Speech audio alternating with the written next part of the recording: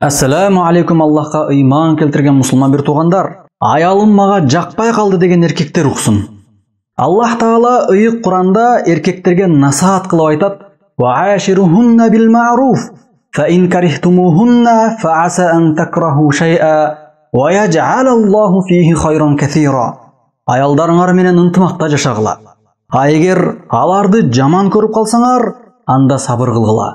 Балким Аллах силер жаман көрген нерседе көптөгөн жакшылыктарды кылган чыгар.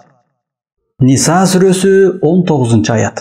Чындыгында жашоо бир түрдүү өзгөрүүсүз уланбайт. Бул дүйнө сыноо болгондуктан кээде үй бүлөдө келишпестиктер, казан кагылыштар болуп турат. Эгерде аялыңдын бир мүнөзү жакпаса, анда анын сага жаккан 10 түрдүү мүнөзүн изде. Мисалга алып айтсак, аялыңдын көп сүйлөгөнү жакпаса, анда анын даамдуу тамак жасаганын, өзүн таза, тыкан алып жүргөнүн эстеп, ага сабыр кылгын. Мына ошентсе, Аллах Таала ал пендеге көптөгөн жакшылыктарды даярдайт. Үй бүлө бекем болот. Адамдын жакшы жактарын гана издеген адамга башкалардын жаман жагы деле көрүнбөй калат. Жана ынтымакта жашаганга шарттар түзүлөт. Ошондуктан Аллах Таала мына ушинтип усуят кылган.